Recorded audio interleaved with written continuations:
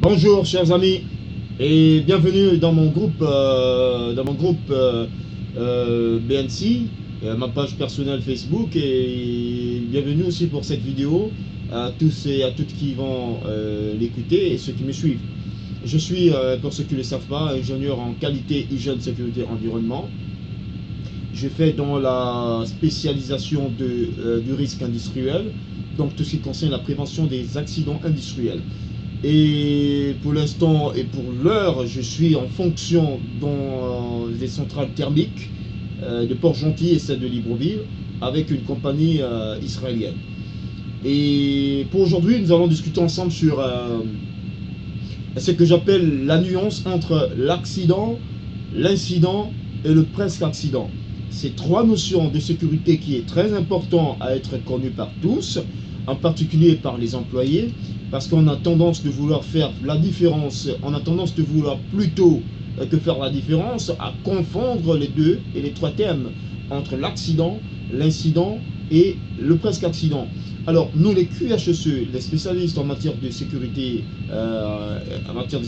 industrielle, nous avons dans nos travaux hebdomadaires et dans notre métier généralement l'habitude de séparer ces trois éléments, parce qu'effectivement les trois éléments sont des natures différentes, bien qu'il y a une forme de relativité entre ces trois éléments. Mais il est essentiel quand même de définir les éléments et les dissocier les uns des autres. C'est très important pour une meilleure maîtrise et une meilleure compréhension en matière de statistiques lorsqu'on fait des performances annuelles pour les rapports de qualité, hygiène, sécurité, environnement ou d'hygiène, sécurité, environnement en entreprise. La santé et la sécurité au travail est un élément fondamental en matière de droit, parce que chaque employé a le droit d'être protégé et de travailler dans les meilleures conditions de sécurité. C'est une exigence que le Code de travail gabonais impose à tous les employeurs d'entreprise, surtout lorsqu'ils emploient des grandes quantités de personnes. Alors, qu'est-ce que c'est qu'un accident? Qu'est-ce que c'est qu'un incident? Et qu'est-ce que c'est qu'un presque accident? Alors, simplement, je ne vais pas mettre trop de théorique là-dedans, l'accident, considérer l'accident comme la succession d'un événement qui nous amène à avoir des dommages, que ce soit corporels, donc physiques, sur des personnes, et des dommages sur des équipements. Donc c'est un événement, c'est la suite d'un événement qui nous amène à avoir des dommages sur les personnes, mais en plus des personnes sur le matériel, donc le bien. Ça peut être des installations, des équipements. Ou des personnes, ça peut être une blessure, une fracture, une fatalité. C'est un accident. L'incident, à l'inverse, l'incident est la suite d'un événement qui entraîne des dommages plus ou moins matériels, où on n'a pas d'impact personnel, on n'a pas d'impact physique, on n'a pas d'impact avec des fractures ou d'impact qui sont liés à la condition physique de l'employé, ou du personnel.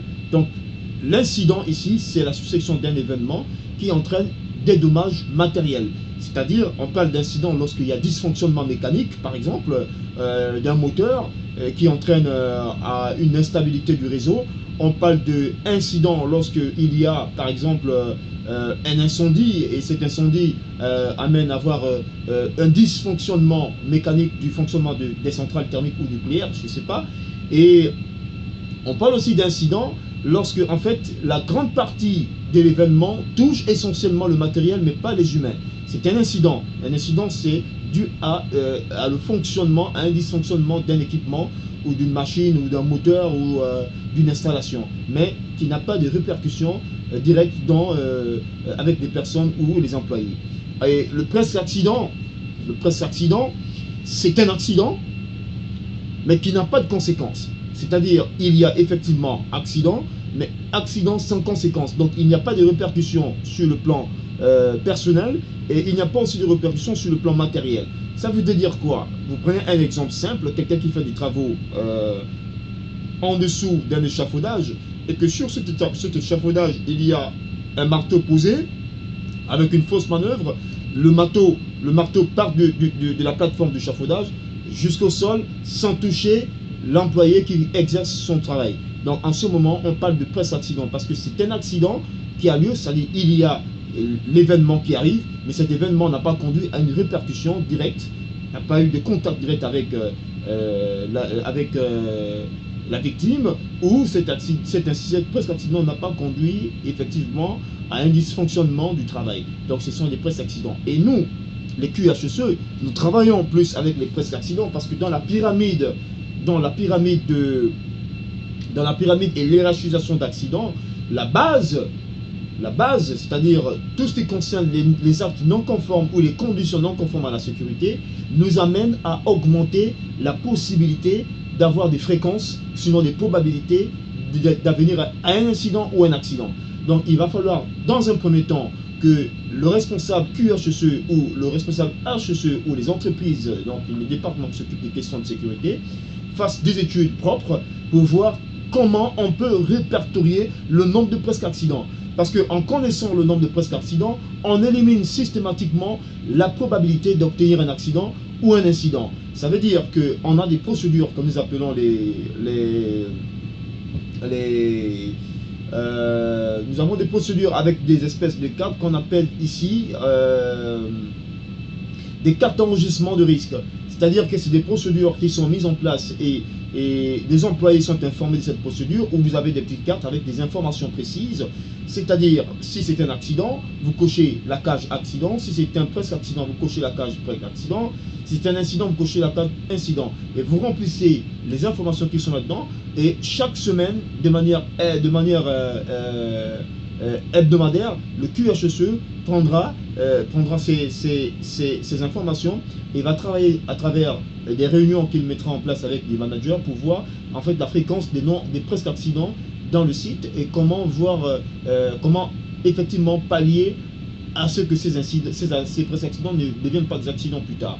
Donc les stop cars en anglais comme on les appelle, nous servent ici à évaluer, c'est-à-dire amener le personnel à reporter le nombre de risques auxquels ils sont confrontés, comme le presque accident, emmener le personnel à être attentif, à répertorier de manière écrite toutes les situations ou les événements qui peuvent conduire à un accident ou un incident sur le site. C'est cela, la chose la plus importante pour le QHSE, c'est de comprendre le fonctionnement de l'accident, parce que l'accident n'arrive jamais par hasard, croyez-moi. L'accident est la succession des événements qui ont des répercussions ou qui ont des dommages physiques ou matériels. Mais c'est la succession d'événements. Et plus tard, dans les prochaines vidéos, on verra ensemble ce que c'est qu'une investigation, comment investiguer un accident ou un incident ou un presque accident si vous voulez, mais avec une grande projection sur l'arbre des causes qui est essentielle pour remonter les parts de responsabilité. Et à travers cette vidéo également, nous verrons les responsabilités pénales entre l'employeur et l'employé. Comment se comporter lorsque nous sommes face à un accident. Pour aujourd'hui, je vous ai entretenu sur les types, les différences qu'il y a entre accident, incident et presque accident.